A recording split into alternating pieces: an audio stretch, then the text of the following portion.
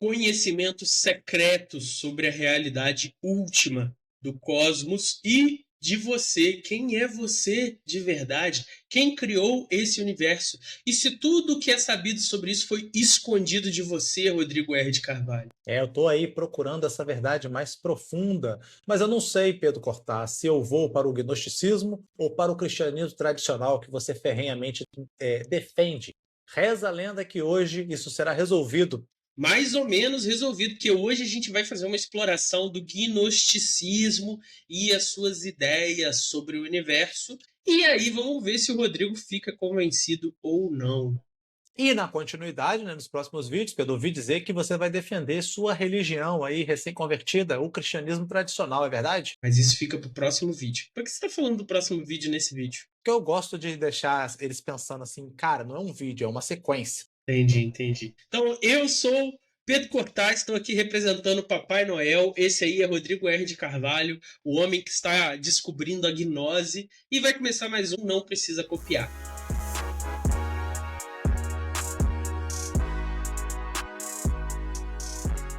O Natal está chegando e, embora os presentes e o Papai Noel tomem conta da mídia e do discurso das pessoas, na verdade, o Natal é sobre o nascimento de Jesus. Só que você já deve ter montado seu presépio, você já conhece a história da manjedoura, mas a questão aqui pra gente é: qual a relevância filosófica de Jesus? Nós vivemos numa visão profundamente marcada, né, pelo cristianismo, nos nossos feriados, na nossa cultura, mas paradoxalmente a gente não presta atenção justamente no que essas coisas significam do ponto de vista metafísico, filosófico e até mesmo religioso, pelo menos num sentido mais profundo. Então, essa ideia, que é absolutamente revolucionária até mesmo para o padrão das religiões, que é o Deus que se faz carne. O que será que ela realmente significa, Pedro Cortá? É isso que a gente vai explorar aqui hoje, e eu já tive contato com isso muito antes de eu me tornar uma pessoa religiosa, quando eu estava estudando grego para ler Platão. No manual antigo, né, de estudo que o Fábio usava, a gente estudava o Evangelho de João, que fala disso, né, que é a primeira parte aí da resposta dos cristãos ao gnosticismo, e a gente estudava lá isso em grego, repetir muitas vezes esse evangelho. E o evangelho diz o seguinte, abre aspas aí. No princípio era o verbo, e o verbo estava junto de Deus. E o verbo era Deus. Ele estava no princípio junto de Deus. E depois de fazer tantos gregos, né, eu não vou perder essa oportunidade de ler grego aqui para vocês. Calma aí na expectativa, faz muitos anos que eu não leio grego, pera aí. En arche en hologos, kai hologos en prostonteon, kai theos en hologos, hutos en arche prostonteon. Incrível, realmente. Parece até ele Varlamogurus. Será que foi de inspiração a língua grega aquilo lá? E no versículo 14 ele vai dizer o seguinte, complementando aí a primeira ideia. Né? E o verbo se fez carne e habitou entre nós. E vimos sua glória, a glória que o Filho único recebe de seu Pai, cheio de graça e de verdade. E o Pedro vai gastar mais um pouquinho do seu grego, tenham paciência. Kai hologos sarx regeneto, kai eskenosen en enten, kai eteasameta ten doxan. How to doxan os monogenos para patros, peres caritas kai aleteias. E isso que vocês acompanharam aí foi a versão editada por mim depois de muito suor e lágrima. Então foi o melhor que eu consegui extrair e Fábio Fortes vai dar aí o aval, se mesmo depois de editado ficou bom ou ficou terrível. Mas assim, depois que você reconhece as letrinhas, você consegue ver, por exemplo, Patros, pai. E por que a gente está falando disso aqui? Não só para celebrar o Natal, mas porque esse ano o professor Humberto participou de um congresso de filosofia luso-brasileira e ele aproveitou a visita do professor Samuel Dimas ao Brasil, que é um professor lá de Portugal, para levá-lo à universidade, porque a gente vê nada de filosofia luso-brasileira na graduação, né, Rodrigo? Exatamente, tristemente. Exato. E aí ele trouxe o professor Samuel Dimas, o Rodrigo estava trabalhando, mas eu aproveitei que era meu dia de folga, fui lá, assisti a palestra dele e entrei em contato com a obra de Leonardo Coimbra, e aí ele me mandou uns textos sobre os conceitos que a gente vai conversar hoje, inclusive um texto dele. Então, muito obrigado ao professor Humberto pelo convite que ele fez ao professor Samuel Dimas, e muito obrigado ao professor Samuel Dimas pela excelente aula e pelo material no qual a gente se baseou esse roteiro. E obrigado ao Leonardo Coimbra, né, que é o filósofo português, que vai ajudar a gente a discutir um pouquinho esse tema hoje. Então, o que a gente vai fazer aqui? Primeiro, falar sobre o gnosticismo, como o gnosticismo se relaciona ali com a teologia cristã. E vai terminar justamente com as reflexões do filósofo português Leonardo Coimbra. É isso, vamos nos aprofundar nessa ideia que faz o Natal ser uma das mais relevantes questões filosóficas sobre a nossa cosmovisão.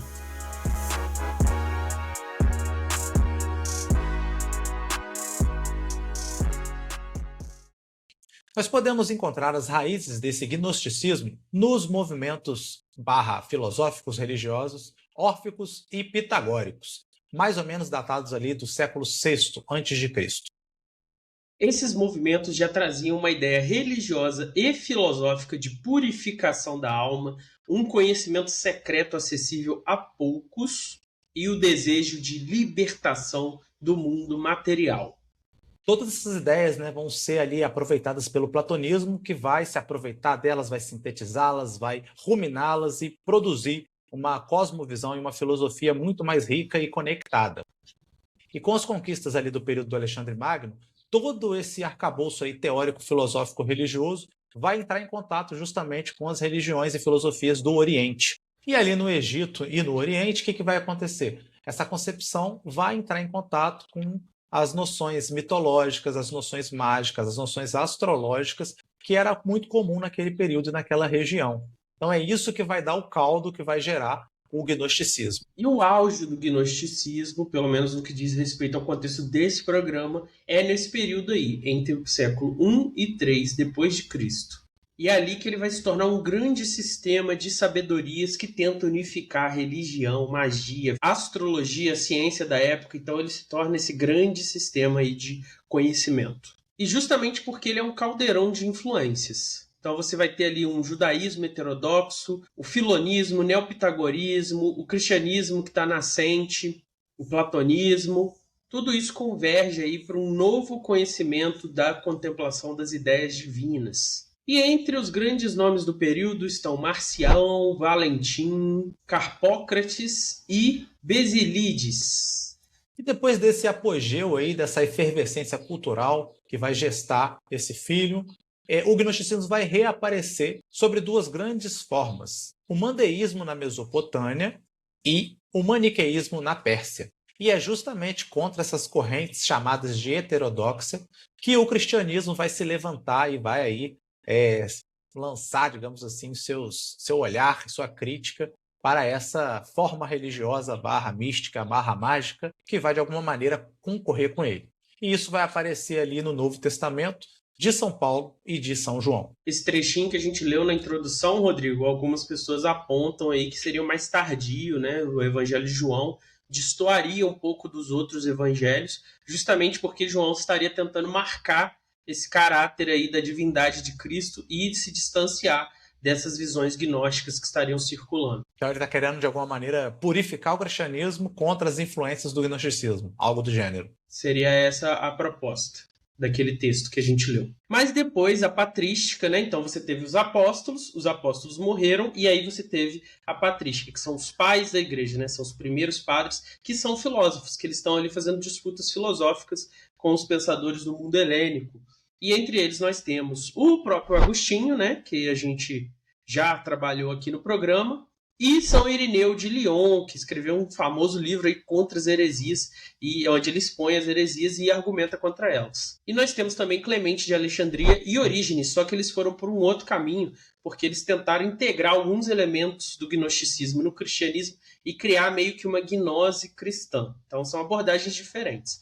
O Agostinho e o Irineu combateram diretamente, e já esses outros dois aí tentaram fazer uma espécie de síntese. E qual que é o objetivo do gnosticismo? É promover também a salvação, né, Pedro? Mas que tipo de salvação? Qual caminho essa salvação vai ter e quais são as características? O ponto central aqui é que nós vamos chamar de esse tipo de salvação uma salvação mística. Por quê? Ela vai se focar no conhecimento, na capacidade de você se salvar através de um conhecimento interior profundo e um conhecimento da natureza espiritual da realidade. Então, o gnosticismo ele promove um tipo de salvação muito mais epistemológica e de conhecimento do que a outras religiões. Mas percebam aqui, esse conhecimento ele não é um conhecimento tal como nós vemos o conhecimento hoje, como um conhecimento frio, um conhecimento que ele tem um valor de utilidade. Aqui o conhecimento ele vai permitir que eu entenda a diferença entre o bem e o mal. Ele vai permitir que eu entenda a diferença entre a luz e as sombras. Esse conhecimento ele tem esse caráter de salvífico, diferente de um conhecimento das ciências naturais de hoje em dia, por exemplo, das ciências modernas. E, obviamente, uma vez que ele te dá essa forma de você se salvar, ele também vai ser um conhecimento ético. E junto com essa ética vai vir modos de se comportar, coisas que você precisa fazer para trilhar este caminho da salvação. E aí que vai entrar toda uma cultura ritualística, toda uma cultura mágica, de práticas mágicas, que vai ser tão criticado no cristianismo. E esse conhecimento, como o Rodrigo falou, é um conhecimento mais profundo, porque você consegue discernir aquilo que é realmente verdadeiro, real, daquilo que é falso. E essa é a chave aqui do gnosticismo. E quando a gente fala gnosticismo, a gente está aqui lendo a síntese que o professor Samuel Dimas fez no artigo. Existem várias correntes diferentes de gnosticismo, até correntes contemporâneas que estão explorando essas ideias. Então a gente não está tratando aqui de nenhum gnosticismo específico, tenham isso em mente. Mas de maneira geral, essa visão mística vê a realidade como dividida entre uma dimensão superior, divina. Essa dimensão é boa, ela é luminosa, ela é cheia de coisas incríveis, seres poderosos, incríveis. E a esfera inferior, o mundo material, que foi criado pelo demiurgo. E aí ou foi criado por engano ou foi criado na maldade. E esse mundo é governado pelos auxiliares, aí, pelos empregados do demiurgo, os seus arcontes. Então você vê aí que tem uma cisão entre o mundo ideal, maravilhoso, perfeito, e esse mundo material. A gente tem um vídeo, né, o mais famoso vídeo do Não Precisa Copiar, que é sobre o demiurgo. Se você quiser detalhes aí sobre essa figura na filosofia e no gnosticismo, você pode conferir nesse vídeo. Para quem não viu o vídeo precisa aí saber mais ou menos o que é o demiurgo, né, Pedro? Ele, na visão gnóstica, ele não é um Deus supremo, um Deus inteligente, um Deus que pode tudo. Esse clássico Deus que a gente está acostumado aqui no Ocidente. Ele é uma divindade inferior, uma infinidade que está ali, né? Ela tem poderes de transformação do mundo, mas ela é ignorante, ela é distante da verdade última do universo, da plenitude da verdade última divina do universo. Aí você pode me perguntar, mas espera aí, o demiurgo não cria o universo? Sim, ele cria, mas ele não cria o universo como uma obra, como um sentido de finalidade, como algo pensado, como objetivo, com finalidade. Ele cria quase que mecanicamente, ele cria quase como uma consequência, como um ato impensado, um ato não planejado. Alguns vão dizer uma queda trágica da luz divina. Dentro desse cosmo, o ser humano ocupa um lugar específico. Seu corpo é criado dessa matéria ruim, né, produto da obra do demiurgo, mas dentro dele está aprisionada uma centelha divina, uma centelha de luz. E esse núcleo espiritual, ele está aprisionado, em foco nessa palavra. Nessa prisão, essa centelha de luz fica meio que adormecida e a gente fica imerso e preso na materialidade. A gente confunde a materialidade como a realidade última e as coisas da materialidade, como o prazer, como a realidade última. E aí a gente precisa ser acordado, né? A gente precisa despertar essa centelha interior para poder ir além dessa condição. E aí, para gastar meu grego, você tem aí alguns termos que fazem referência a nossa centelha interior, que é o nous, que é a inteligência, a psique, também hoje em dia usado aí como mente, o pneuma, que é relacionado a ar, né? Mas está ligado à ideia de alma. E a nossa outra parte, essa parte material, é o corpo, é o sarx. Lembra lá no comecinho, quando eu falei o versículo 14? Teve uma hora que eu falei lá do sarx. É isso, é o corpo, é a carne, é a matéria, o soma. E aí, curiosamente, aqui no gnosticismo, assim como no cristianismo, né, Pedro, tem essa noção da queda, apesar que aqui o negócio é mais agressivo. Então, quando que surge a natureza, o demiurgo, o ser humano? Quando justamente essa divindade, essa coisa divina, cai nesse reino da luz, esse reino que é o nosso reino, que é um reino inferior. Portanto, também aqui no gnosticismo, o ser humano também, a existência dele também é marcada por uma queda. E como eu disse, as escolas gnósticas diferem. Algumas consideram que todos nós somos dotados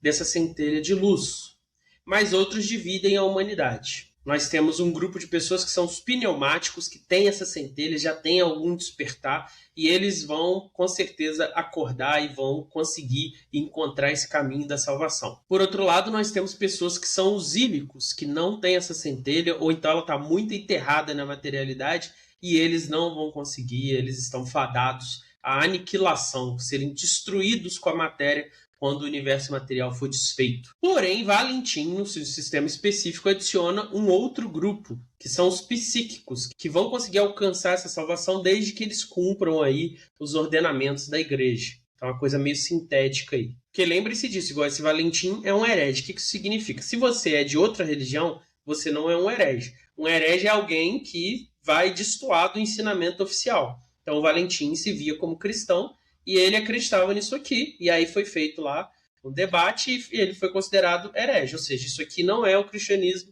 verdadeiro. Mas ele estava ali tentando propor uma ideia do que é o cristianismo. Por isso que a gente está vendo aqui a menção à igreja, certo? A doutrina da transmigração da alma entra nessa jogada, né, Pedro? Também chamado de metempsicose, né? Vai ter essa ideia de que como que a gente não se purifica dessa queda, de chafurdar nessa natureza imperfeita, fazendo esse processo de purificação da alma. A gente vai ver em toda a história da filosofia vai ter esse tema da purificação da alma e dos modos como a gente faz isso. E no gnosticismo a gente também vai ter isso. Então, como se dá essa libertação progressiva da alma, da centelha divina, da centelha de luz? Só pontuar que esse termo metempsicose é muito mais legal do que reencarnação, né? Muito mais divertido. E transmigração também, né? Transmigração dá uma encorpada na situação maneira, né? Então vejam vocês se vocês concordam comigo. Você tem que ter a luz interior, né, te ajudando ali a produzir a força necessária para você trilhar o caminho da purificação da sua alma e da sua salvação. Então você tem que ter uma revelação que inicia esse processo interior dentro de você. Lembra muito o cristianismo, lembra não? Esse despertar vai despertar você também para um tipo de esforço ético, né? De você produzir aquilo que a gente chama na filosofia e na religião também de ascese, que é a busca de uma vida rigorosamente ali controlada, você tomar cuidado com os prazeres da carne, com os pecados, e você ser guiado aí a partir dessa revelação, a partir desse conhecimento, dessa verdade que foi revelada para você através desse seu processo, qual seria o caminho correto. Só que aqui tem uma diferença, né, que talvez vocês notem, entre o cristianismo e o gnosticismo. Todo o objetivo aqui é uma oposição radical entre o espiritual e o material, entre este mundo da matéria, este mundo do demiurgo, este mundo da queda, e o mundo espiritual, o mundo da salvação. Alguns de vocês podem ficar surpresos e falar, mas o cristianismo não defende a mesma coisa? Diz o Pedro Cortaco, vai mostrar pra gente hoje que não. Exatamente, porque a escatologia gnóstica ela é diferente. O que é escatologia para começo de conversa? É essa visão de como será o fim das coisas, né? Como é que vai se desdobrar a história, o tempo e como é que as coisas vão terminar. A escatologia gnóstica ela diz respeito a reunir essas centelhas de luz. Então, quem conseguir se separar da matéria, se desprender da matéria, vai se reunir com aquele plano divino, com aquele plano de luz. E aí a gente tem várias esferas planetárias que você vai poder visitar, várias vidas que você vai poder viver, várias práticas, vários feitiços que você pode fazer em preparação para isso. Mas lá no fim dos tempos, o que vai acontecer é uma separação completa da matéria e desse plano divino. E a matéria vai ser aniquilada, vai ser destruída. Então, se você conseguiu fazer esse caminho da salvação individual, você conheceu a realidade última, você vai escapar do mundo material que vai se separar completamente, deixar de existir. E aqui a gente vê essa diferença, então. O cristianismo está falando da ressurreição do corpo. A criação, que tem o problema da queda, que tem o problema do pecado, ela vai ser redimida. No gnosticismo, a criação, a matéria, ela é uma prisão simplesmente. Como a gente tem essa questão do pecado, de renunciar ao mundo para servir a Deus, que é um tema cristão, às vezes essas coisas podem ficar confusas, mas não é a mesma ideia. Não é à toa que o gnosticismo foi popular em grupos cristãos e teve até que ter aquele embate lá para distinguir as duas coisas. Mas o cristianismo afirma a dignidade da criação, a dignidade da matéria, na medida que o Verbo, que Deus Filho, encarnou. Então o objetivo não é separar a matéria e aniquilar a matéria, é pelo contrário, é redimir toda a matéria. Então tem uma diferença aqui, só que a gente vai entender melhor no segundo bloco, que a gente vai explorar a teologia e a filosofia cristã. E lá no último bloco a gente vai entender na filosofia do Leonardo Coimbra que a ideia de a ressurreição dos corpos e de um paraíso futuro é sobre essa redenção da matéria. É sobre integrar a criação sensível nesse plano da salvação. Então nós não vamos ser imortais como os Gasparzinhos, nós vamos ter um corpo e esse corpo vai ter contato com a sensibilidade, mas as coisas vão ser diferentes, senão seria o mesmo mundo, seria a mesma coisa. O que é completamente diferente da proposta gnóstica. De modo geral, a gente pode dividir a cosmologia gnóstica em 3 níveis. O Deus eterno, que é o princípio absoluto do bem, o pleroma, que é o mundo intermediário dos éons, e a matéria eterna, que é o princípio do mal. E aí, nessa concepção, o mundo material não pode ter sido criado por Deus. Olha que coisa curiosa.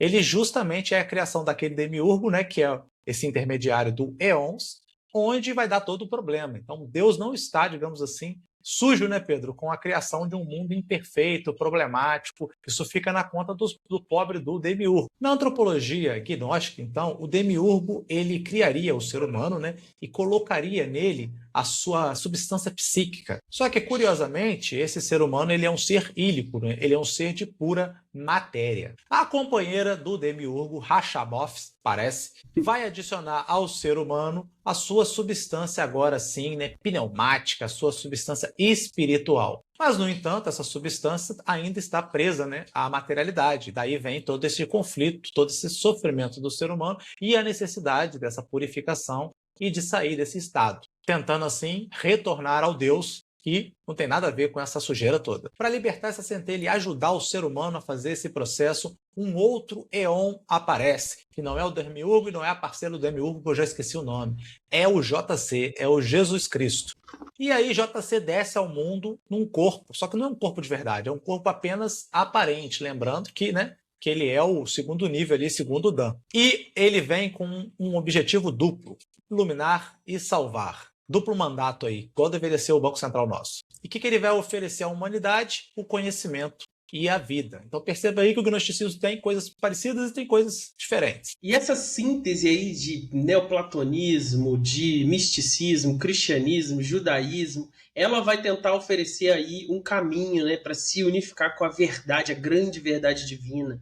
Só que ela vai também criar rusgas, porque em primeiro lugar ela nega a Deus o seu atributo de criador, né? Então isso aí também é uma visão já diferente. A criação não veio de Deus, ela veio de outro ser inferior. Nega também a Deus a soberania sobre o mal. Então o mal, ele é algo que existe e não é simplesmente o afastar a negação de Deus, que é a solução que os cristãos vão dar para o problema do mal. E por fim, a salvação gnóstica, ela vai passar pela negação absoluta da materialidade. Então, a necessidade de fugir da materialidade, da corporeidade, como caminho dessa iluminação, dessa salvação. E é por isso que eles têm esse nome, gnósticos, né? Porque o caminho da salvação passa pela gnose, pela verdadeira compreensão da realidade. Esse termo em grego significa conhecimento. No período helenista, com as influências aí do hermetismo, né, que são essas sociedades secretas aí, esse termo ganha esse cunho aí de conhecimento místico, conhecimento oculto. Mas antigamente, lá na época de Platão, era simplesmente conhecimento. E aqui vai ficar um pouco desse resquício aí do hermetismo. Então tem um conhecimento secreto. Então compreender isso que a gente explicou aqui, que a realidade foi criada pelo demiurgo, que nós temos uma centelha divina presa dentro de nós, isso tudo tem a ver com buscar esse conhecimento secreto. E aí esse conhecimento ele é visto, né, como um dom iluminativo, como aquele que vai justamente preparar esse caminho e me permitir conhecer a natureza do espiritual, conhecer a natureza do real, de maneira a produzir essa ascese que a gente vem apontando aqui. Então a imortalidade ela só pode ser alcançada justamente por esse processo de conhecimento. E é justamente as diferenças desse método gnóstico e do cristianismo tradicional que a gente vai ver agora.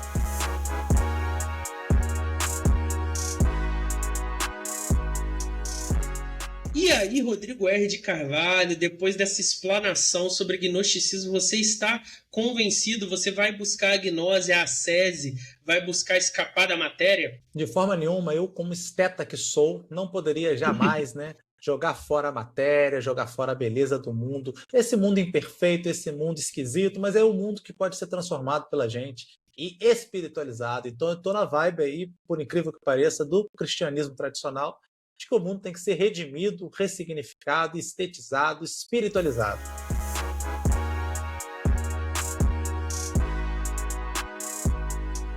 Então vamos explorar isso no próximo vídeo. Mas se você gostou desse vídeo aqui, deixa sua curtida, seu comentário e você também pode apoiar a produção desses vídeos. Lembrando que a gente está virando o ano, a gente vai escolher nossas aulas do ano que vem e se a gente tiver bastante apoiador, a gente pode diminuir as aulas e aumentar o Não Precisa Copiar. Como é que as pessoas podem apoiar, Rodrigo? Então, tem várias formas de apoio, mas elas deveriam ficar no YouTube, que o YouTube é a melhor forma de apoio que tem. Fica ali juntinho da gente, vira membro, vê os vlogs do Pedro Cortar. Então você pode clicar aí no Seja Membro e ver as formas de você virar membro. Os valores começam, como diria Frederico Crepe, no valor de um cafezinho, que eu não sei qual café que ele está falando, né? Porque 4 conto não paga um expresso. Mas enfim, é isso aí. Hoje em dia tá caro esse café. Tá, cara? É o café lá na casa dele, Rodrigo, só se for. Pode ser, pode ser. A outra forma de apoio é a forma do Catarse. Nós também temos na nossa descrição o link, você pode ir lá e apoiar a gente através do Catarse. E se você for anárquico, né, como nossos amigos anarquistas aí, que adoram falar mal da gente, você pode fazer um pix para nprecisacopiar@gmail.com.